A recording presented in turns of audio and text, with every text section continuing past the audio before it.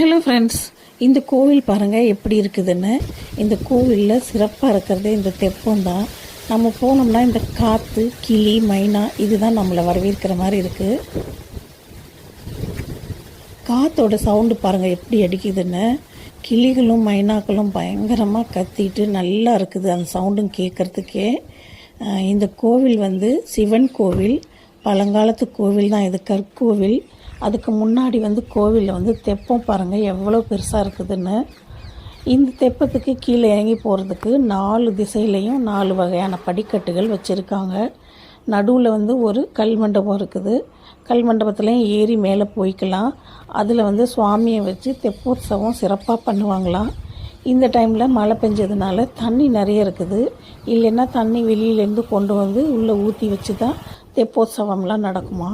ரொம்ப சிறப்பாக இருக்குது, அமைதியான கோயிலாக இருக்குது. இது கீழே இறங்கி போய் பார்க்கலாம் பாருங்கள்.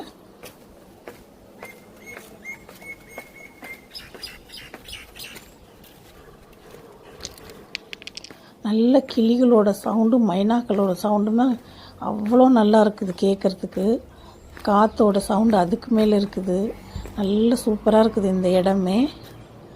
பொதுவாக கோவில் போனாலே தீர்த்தத்தில் காலை நினச்சிட்டு போகிறதோ இல்லை தண்ணி புரோக்ஷனம் பண்ணிட்டு போகிறதோ தான் பண்ணுவோம். இந்த கோவில் நல்லா சூப்பராக இருக்குது. நடை சாத்தி இருந்ததுனால கோவிலுக்குள்ளே போக முடியலை. நல்ல பெரிய கோவில். நம்ம வேறு வேலையாக போகிற வழியிலலாம் இந்த மாதிரி சிறப்பான கோயில்கள் இருந்ததுன்னா நமக்கு டைம் கிடைக்கும் போதோ இல்லை சாமி கோவில் நட திறந்திருக்கும் போதோ இறங்கி தரிசனம் பண்ணிட்டு போகலாம். அருமையாக இருக்குது.